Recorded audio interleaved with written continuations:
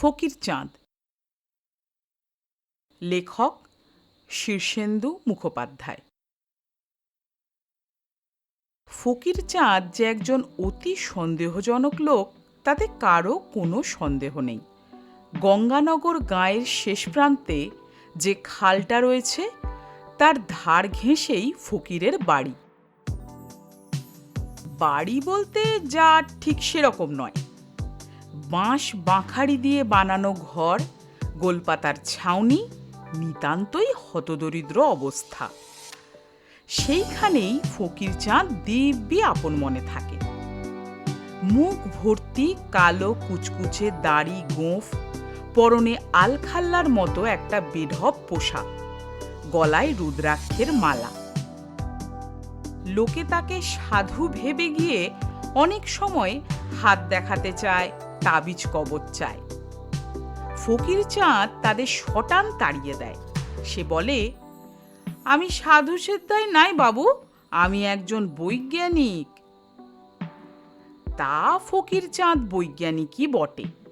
সকালবেলা আলো ফুটবার আগেই সে একখানা থলি নিয়ে বেরিয়ে খালের ওধারে জঙ্গলে গিয়ে ঢোকে। সেখান থেকে রাজ্যের পাতা ফল শেকড় বাকড় তুলে নিয়ে আসে। তারপর হামানদিস্তায় থেঁতো করে তাতে কি সব মেশায় কে জানে। তার ঘরে কাঠের তাকে সারি সারি শিশিতে সেই সব পাতার তৈরি তরল ওষুধ বড়ি গুঁড়ো ভরা। সেগুলো কার কোন কাজে লাগবে তা কেউ জানে না। ফকিরও কাউকে ডেকে কখনো বলেনি যে আমার ওষুধ খেয়ে দেখো। সে কারো কাছ থেকে কিছু চায়ও না। তবু যে তার পেট চলে তার কারণ হলো চাষিবাসীরা তাকে একটু ভয়ভক্তি করে বলে প্রায় রোজই কিছু না কিছু সিধে দিয়ে যায়। কিন্তু ফকিরচাঁদের তাতে কোনো হেলদোল নেই। ভারী নির্বিকার মানুষ।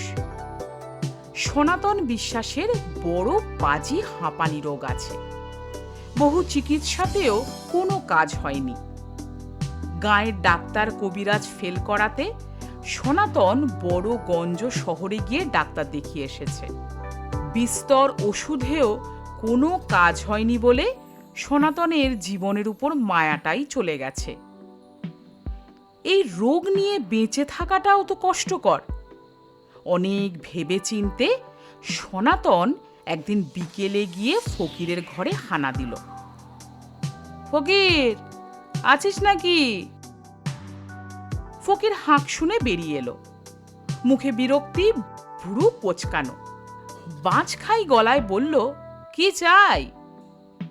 ওরে, আমি তো হাঁপানিতে মরতে বসেছি, কোনো ওষুধই কাজ হচ্ছে না। বলি, তুই কি হাঁপানির ওষুধ জানিস? জবাব না দিয়ে ফকির ঘরের ভিতরে ঢুকে একটা শিশি নিয়ে এসে সনাতনের হাতে দিয়ে বলল, এটা সকালবেলা এক ছিপি করে খেয়ে নেবেন রোজ।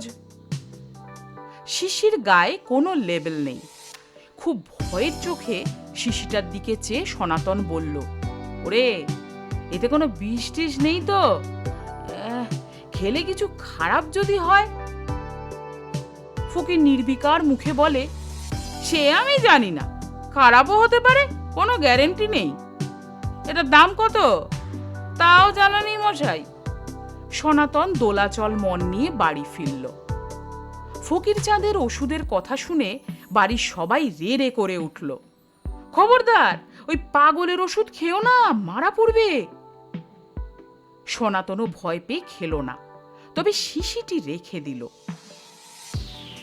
কিন্তু হাঁপানির কষ্ট মাঝে মাঝে এমন তুঙ্গে ওঠে, তখন মনে হয় এর চেয়ে মরে যাওয়াই ভালো। তাই দিন তিনেক পরে একদিন মাঝরাতে উঠে মরিয়া হয়ে সে এক ছিপি ওষুধ খেয়ে নিল। স্বাদ একটু তেতো তেতো, আর গন্ধটাও খুব একটা ভালো নয়। খেয়ে কিছুক্ষণ ঝিম মেরে রইল।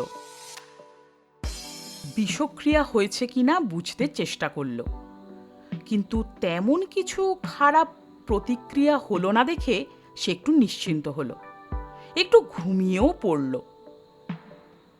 সকালে যেন মনে হলো হাঁফের টানটা একটু কম, তবে সেটা মনের ভুলও হতে পারে।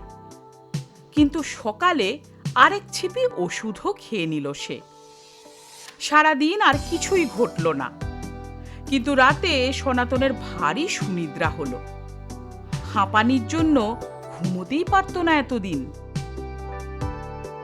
সকালে উঠে সে অবাক হয়ে বুঝতে পারল তার হাঁফের টান একেবারে নেই। নেই তো নেই, কোনোদিন যে ছিল সেটাই যেন বিশ্বাস হচ্ছে না। এই ঘটনার পর গায়ে একটা মৃদু শোরগোল পড়ে গেল। তবে কি পাগলটার সত্যি কোনো বিদ্যে জানা আছে? ডাক্তার নগেন সরকার শুনে বলল, হাতি ঘোড়া গেল তল, মশা বলে কত জল। ফোকরেটা তো লেখাপড়াই জানে না। সনাতন ফুঁসে উঠে বলে, দেখো ডাক্তার, হাঁপানি সারাতে তোমার পিছনে আমি কয়েক হাজার টাকা ঢেলেছি, লাভ হয়েছে লবডঙ্কা। ফোকরে তো তার ওষুধের জন্য একটা পয়সাও নেয়নি। নগেন বলল, ঝড়ে বক মরে, ফকিরের কেরামতি বাড়ে। ঠিক আছে, আমার মায়ের তো পেটে টিউমার ধরা পড়েছে, সামনের মাসেই অপারেশন। খরচের ধাক্কাও কম নয়। সারাক দেখি আপনার ফকির চাঁদ আমার মায়ের টিউমার। ফকিরকে পরদিনই দুপুরবেলা ধরে বেঁধে নিয়ে আসা হলো। ফকির সব শুনে তার ঝোলা থেকে একটা শিশি বের করে দিয়ে বলল, রোজ সকালে এক ছিপি করে। তাতে সারবে তো? তা কে জানে, ওসব আমি জানি না। ওষুধ চেয়েছ, দিয়েছি। যদি ওষুধ খেয়ে রুগী মারা যায়, যেতেও পারে। ভয় পেলে খাইও না, তোমাদের ইচ্ছে। নগেনের মা বললেন, না বাবা, তোমাকে আমার বিশ্বাস হয়, আমি খাবো। 3 দিন ওষুধ খাওয়ার পর মা বললেন, ওরে নগেন, আমার পেটের ভেতর সেই চাকাটা যেন নেই বলে মনে হচ্ছে। নগেন ডাক্তারও পেট টিপে দেখলো নেই।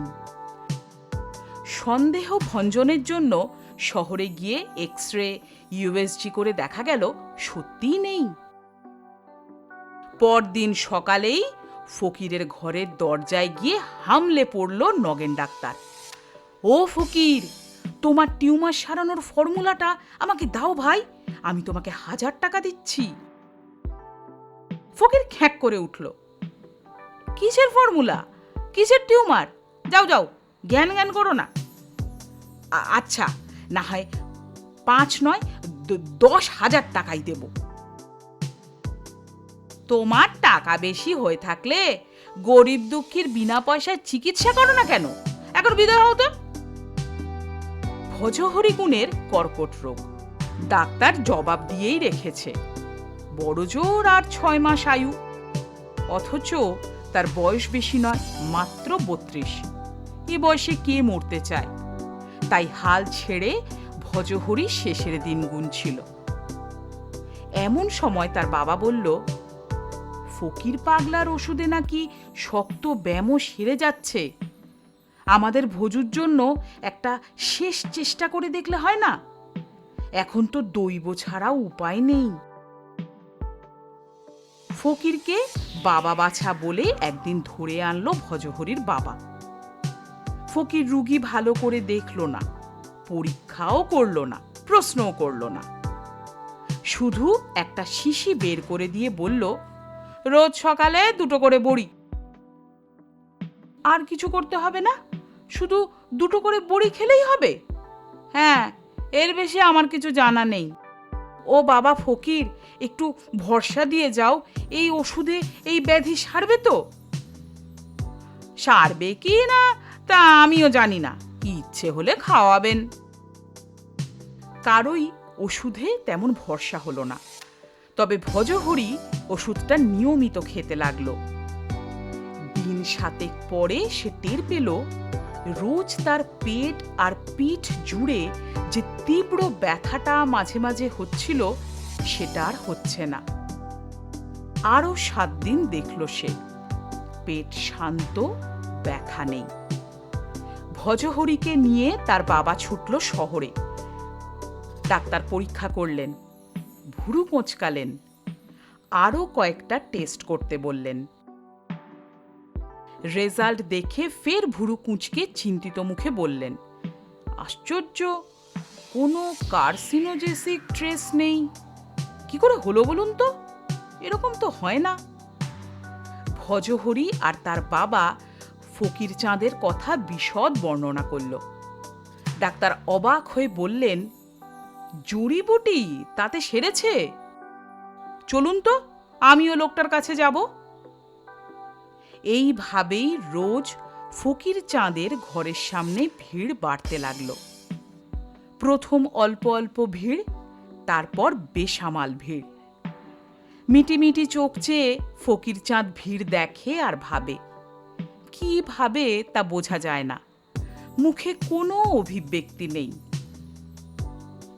কিন্তু হঠাৎ এক ঝড় বৃষ্টির রাতে ফকির চাঁদ উধাও হয়ে গেল। পরদিন লোকজন গিয়ে দেখে ফকির চাঁদ তো নেই, ঘরটাও কেতরে হেলে পড়েছে। সেই থেকে আর ফকির চাঁদের কোনো খোঁজ নেই।